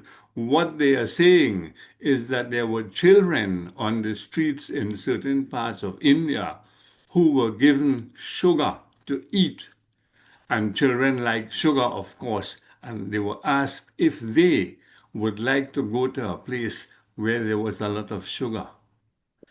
And the place, because the name of sugar is Chini, the place was called Chinidad. And they lured those children onto those boats and they took them that way. But those things are not being recorded in history. And this is why I think it is important to sing songs like this that reflect what really happened. So, George, are you saying that your grandfather was 9, you said?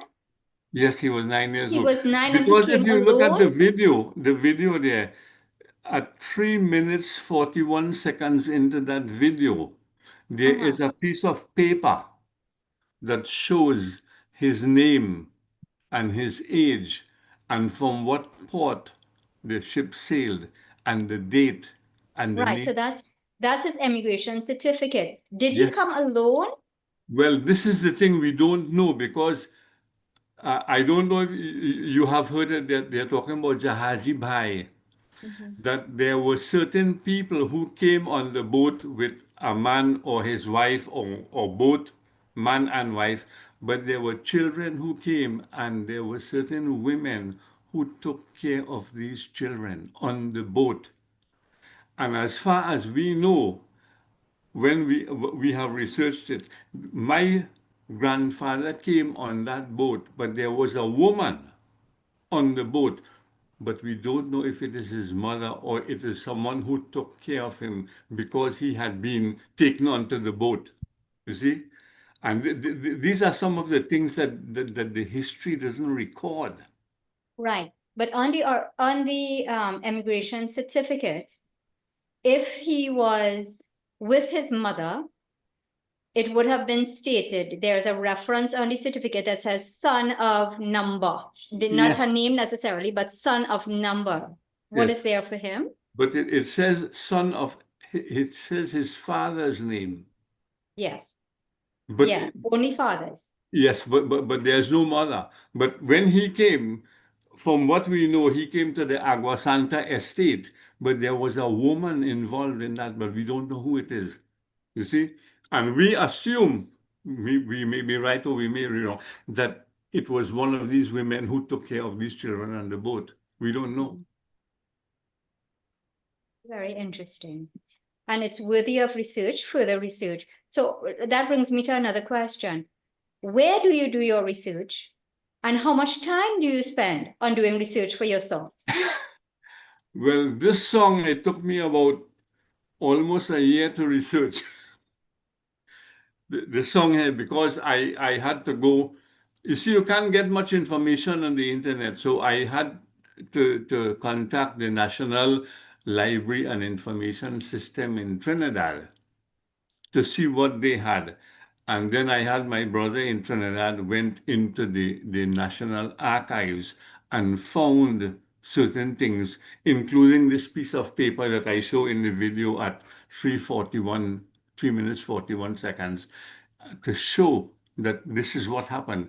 But those things, they take a lot of time.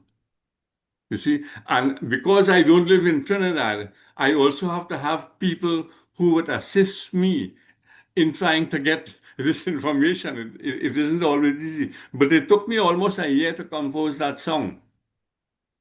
And I still don't know if I have the full story. The only people who ever have the full story are those who lived it. The rest Well, of right, us, you see. One of the things about this song is that, like I talked about the instruments that I can play and I cannot play. And in this one, you would hear the sound of the harmonium and the sitar and the dholak and the dhantal. Because I thought those instruments were the things necessary to give the atmosphere of the song, to put it in context with the lyrics of the song. So this is why I use those 4 instruments. right. And I understand you have another song that covers a particular historical occurrence in Trinidad. Can we get that one now, please, Dr. Mahabir?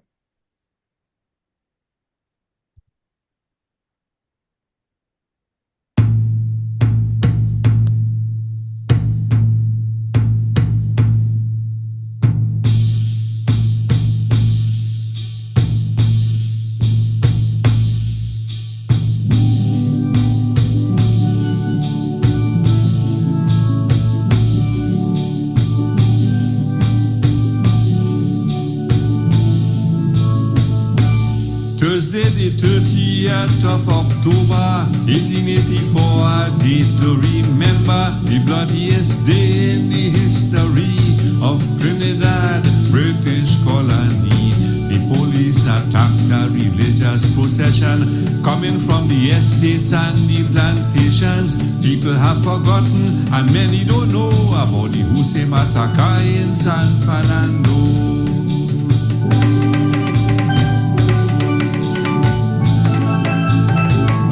They came in their thousands from all around, a religious procession into the town, from Picton, Trench, Corinth and Palmyra, St. Martin, Union Hall and Golconda, Blind Valley, Concord and Bonaventure, Bonaccord, Pleasance and Marabella. They came with their drums to dance and to sing, but little did they know what the day would bring.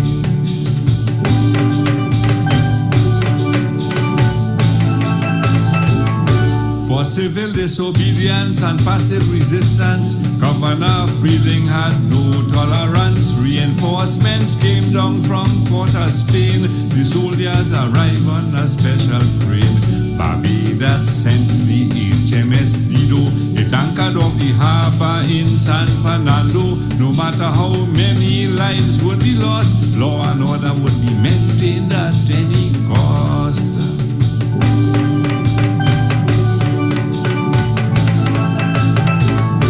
Where Point Apia Road meet Mount Moriah, they blocked the procession from Vista Bella. Major Bull's men were ready to go by the toll gate at Rushwood Street and Cipero, with Captain Baker's men in position. On Royal Road by Monrepo Junction, Magistrate at a child on horseback proceeded to read out the Riot Act.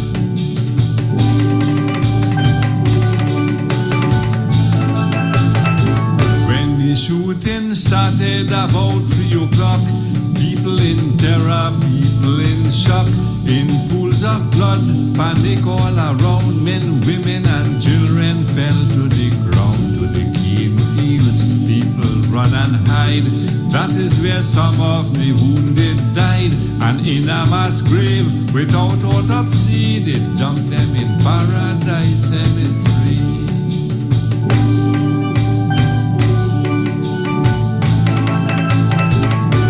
The shooting stopped and the smoke had cleared.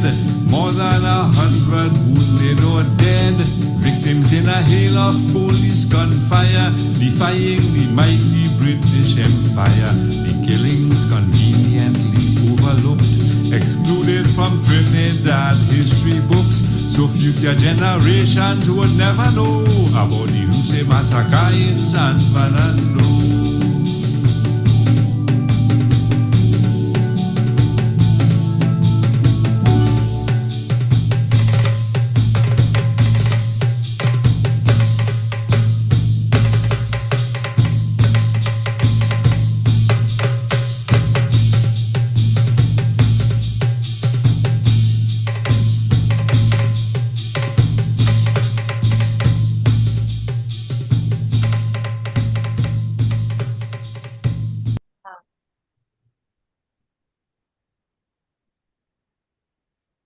You know, I'm a little bit at a loss for words because just last night we passed by Paradise Cemetery. We passed on Sepero Road. We were there at that particular junction, and it's just bringing back the importance of being in these places. And I just want to say, so the destination last night was to see a play on Sundar Popo, which was done by Victor Edwards and the Ivy Theatre Production Group, people that you're familiar with.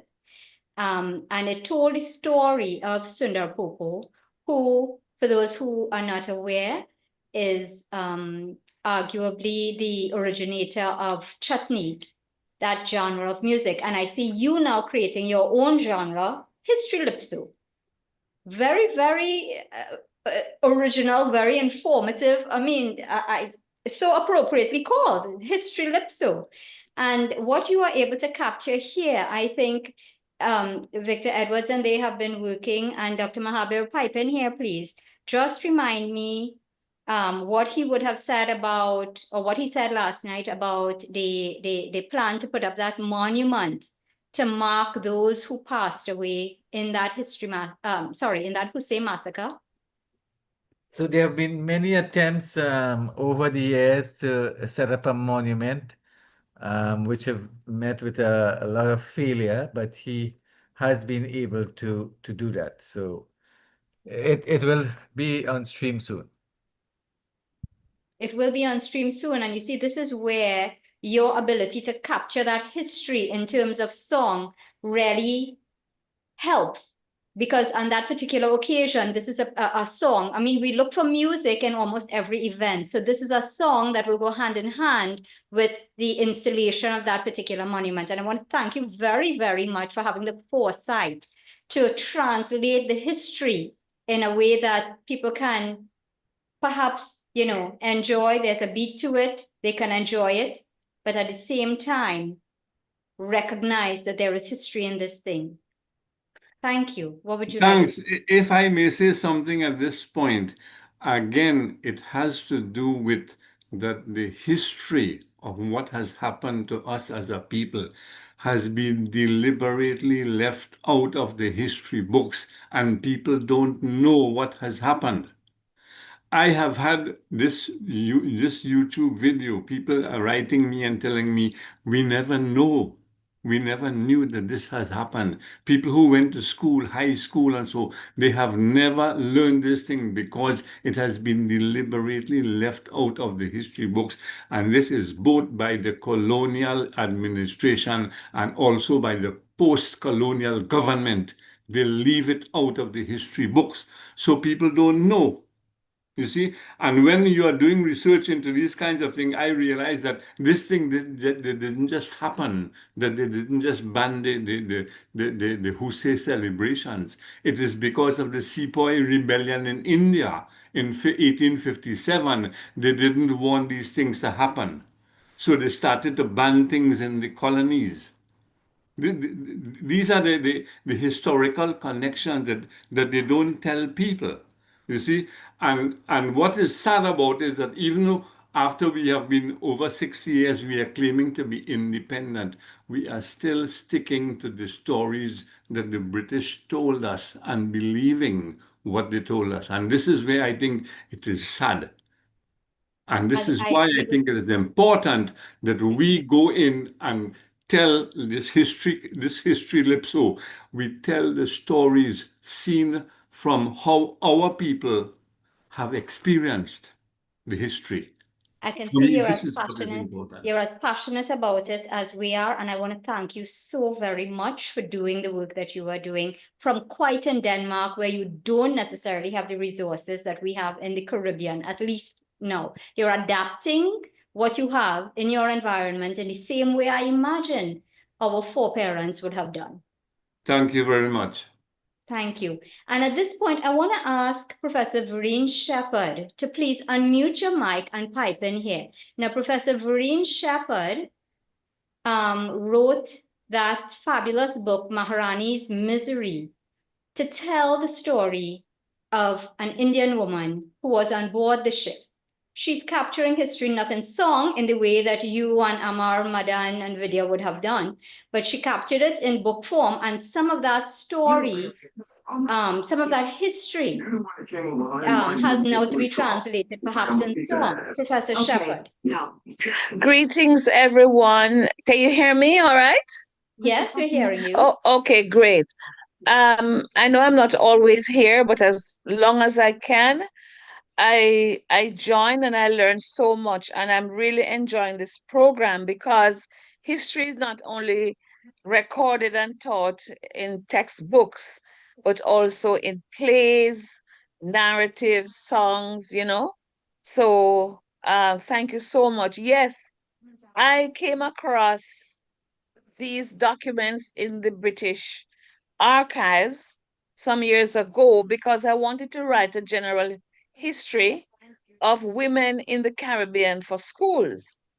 And I was trying to ensure that we had a multiplicity of perspectives on all the women that make up our societies, from all class, you know, and from all ethnic groups and so on. So I came across, you know, the documents capturing the journey of the Alan Shaw, that was the name of the ship, from India on its way to Guyana. And I was amazed at the details and the testimonies and the trials, the investigations that were held into this young woman's death. The young woman was called Maharani. She was just about 19, 20 years old. And she related to her friends what happened. One of the crew, she said, raped her, and she died, you know. And it was so tragic that I said, not only would I summarize the trials and what happened and put it into the book Maharani's Misery, but as an appendix, I would include the entire manuscripts. All the manuscripts are there, so that, let's say people don't agree with my summary and my assessment, you can read through the entire set of documents and decide for yourself. But I did a video on this on Indian Arrival Day. The press UWI published that book, and I felt I had to say something. You know, there are different Indian Arrival days, you know, the dates are different. But I chose the final one, I think, for Guyana, June 5, to do this because more people need to study history from the perspective of the voices of men and women who experienced it. And the man who was accused, his name was Ibsen, but he was never convicted even after 3 investigations into the death. No one was held responsible, you know. She wasn't there to point out the person, though she told her friends. And so this is one of those tragedies of our ancestors, just because Europeans wanted to cultivate sugar and didn't want to do it themselves. So thank you for giving me an opportunity to at least, you know, say what that book is about and how important it is. Because Maharani, maybe her voice in the first person wasn't there, but her voice lived through her friends and those who gave testimony. And it is available online from the press UWI. Mm-hmm. Professor Shepherd, I want to thank you very much for treating with the history in the way that you did. so that we can benefit from that information. Thank you very, very much. You're most welcome. And I see Amar with his hand up. Amar, go ahead, please. George, I want to say congratulations for the work that you've been doing. But I just want to share this that and or endorse the point that you made of the deliberate attempt of the British to keep Indian history out of our textbooks. And it is so important that you mentioned that. I know in Guyana we have Professor David Dabidine and Amina Gafoor. I know Professor Dabidine joined us earlier. Maybe he can talk about it. But from the academic side of things, I know he's doing a lot of work at the Center of Caribbean Studies at Warwick University in terms of promoting the work of poetry and writings, but that's for one particular sector of people. We still have a big vacuum for the ordinary folks and for kids coming up. And so, it's important that we continue. That's why this platform is so important in reaching, grassroots people, to appreciate the importance of our history. Thank you. Thanks a lot. You're welcome, George. Thank you very much for raising that, Amar. I saw Praveen with his hand up. Praveen Kumar, would you like to say something? Or shall I call on Professor Dabidine, as Amar has already pulled him out? Did I lose Praveen? Praveen, go ahead, please, if you'd like to say something. Praveen, I'm not seeing his hand up. His hand was Okay. up. Okay, let's see it. Yes, I'm here. Thank you. Yes. Okay. This has been an interesting discussion, and I'd like to thank George and Amar because it has a lot of relevance for Fiji. And just very quickly, the indentured laborers were not allowed to sing Chautal or Fag during the holy season. And one of the sugar mill that was run in Fiji in Nauvoo was called Vancouver Sugar Mill, and they used to export all the sugar to Rogers Sugar in Canada. And there were a couple of white administrators who one day listened to Chauta without the knowledge of the Girmitias, and they enjoyed listening to the rhythm and the way the Girmitias sang Chauta. And then the next year or the following year, they actually declared half a day public holiday where the Girmitias sang and danced on the Chauta, and the white men actually drank rum. And that was the beginning of the, you can say, holiday for Chautal and Fag. But the struggle of the Girmitias in Fiji was very difficult. And my wife did a presentation in last week conference, but she was not live. She did a recording. But like Sohar, Lokgit, Nangara, Trikuttu, Bhajan, Kawali, all these were sung in secrecy and without the knowledge of the white administrators. And many at times they would sing far away in a corner of a cane field with a lantern or debris and sing quietly, or even in bures they would make sure that the administrators would not know, or the white men would not know what happened. And regarding George Prasad, very quickly, my great grandfather also came to Fiji at the age of 11. His parents were dairy farmers in India, and he was a bit of a mischief person who used to steal cows.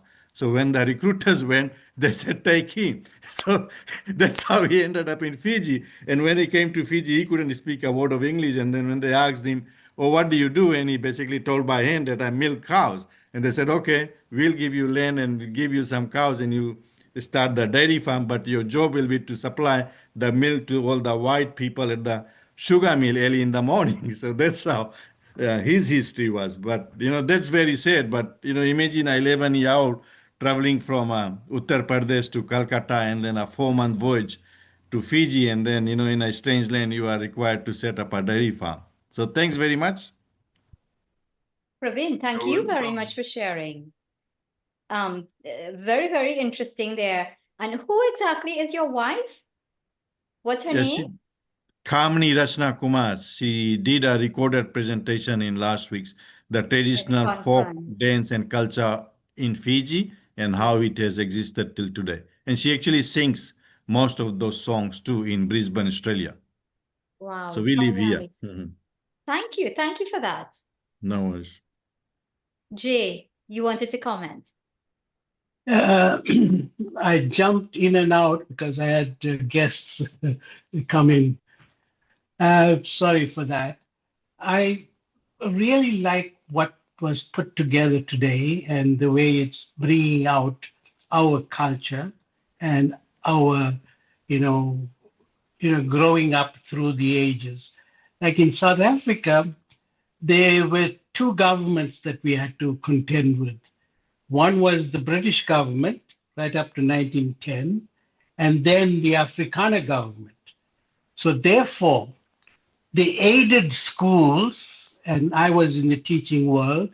We were allowed to bring in names of people like important people, and that's where Mahatma Gandhi was one of the focal points that I taught about.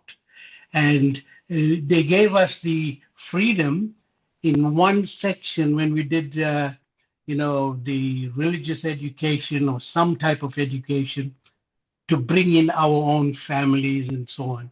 Like I come from an indentured where my father came to South Africa to Durban at the age of 3 because he came with his grandfather, with his father. And his father was either in the service of the British government or the Indian government at that time, the British Indian government. And they came together with his sister, who was age 6. But eventually she passed away and he was the only son. So, having said that, the history is to be taught according to the British system or the Afrikaner system in South Africa. They call the shots. Now, with us, with this platform, how are we going to send it to the educators of the day that's right through in all the colonies to try to promote us and see that our indentureship was part of the history curriculum? And that is important. And that's one thing that David Devidin should be the leader here, and the ICC and all the bodies in all the colonies where we were as indentured labor to bring this forward. And our generation are going away, but it's the younger generation that has to put the foot forward and demand that this become part of the curriculum. Right. So Jay, I want to ask 1 second. I want to ask you to repeat that particular question. And I'm going to ask Professor Varma. Professor Varma, you're in Lucknow now in UP. Could you please unmute your mic and address this particular question that Jay is raising, or at least tell us whether you agree that this is important. Jay, can you ask that question, please? Yeah, the question is how we, as part of indenture, try to get the educators in all the colonies where we were taken to. We weren't what you call free thinking people at that time. We were hoarded into hordes and brought in. How can we bring that forward through the educational system? And here we've got India was part of BRICS, and most of the colonies have some what we call connection with India. And how can we, through education, through the educators, bring this topic of indentureship into the curriculum, into the history or right living or cultural makeup of the communities? It's a long question, but it's something that we should think about. Thank you. Professor Varma, would you like to respond? The choice is yours. Yes, I hope you can hear me. Yes, we can. Yeah, so Welcome. thank you very much for giving me this opportunity to join this wonderful meeting. And I would definitely like to stay connected with the group and the activities in future also. It is a very unexpected kind of opportunity to me. But then I'm really very, very happy to be a part of this group now. And I had all the things, the compositions, the renditions, and they have been really wonderful. Now, what I believe is that it's a real question how to record the history and how to also teach that history to our younger generation, because we are certainly not very much aware about it. For instance, recently at Lucknow University, we held one workshop, 15-day workshop, through the master classes, which were run by Sharda Nandji, who visited us recently. And it was remarkably well attended. People took a lot of interest in asking questions, and we made the attempts to digitize the kind of an archive, of the ancestors, because it's very important to keep record and to be correct also in terms of the facts about the things that happened in the past, and to also connect the hearts through the emotions, through culture, music, art, and everything. All these things are very important components when you come to join the missing threads, right? The missing links in a way or the other. So what I would suggest is that, and in fact, I have already suggested it to Shri Shardananji also, that we must have that kind of courses in grammatology, and this grammatology courses could be run at the universities, like at our university, where I'm currently Dean of Research and Development. So we could have these kind of courses, and we have an opportunity to initiate the MOOC courses also, which are the massive open online courses. A number of things, a number of opportunities have been given to us now through the national education policy of in India. You must be aware of that. So there's a lot of flexibility, and there is a lot of positive hope in that direction. At our university, we are already trying to begin it, and we will also ensure that there is a sort of network among various educational institutions, at least in India. I have talked to a number of institutions and number of people who are based at different institutions, and they are ready to make those kind of efforts in recording history in a factually current way, correct manner. So my advice will be also to seek some support from the experts in other countries, in other places, because staying together and remaining well connected in order to be able to do this kind of effort, is quite essential. So that is all I have to say. That yes, we need to cultivate that kind of culture to stay together, because what you're doing is basically connecting hearts across space and time. Thank you. Thank you so much, Professor Varma. Thank you for your advice. Thank you for your work as well there in Lucknow. And thank you for attending our program. Really appreciate that.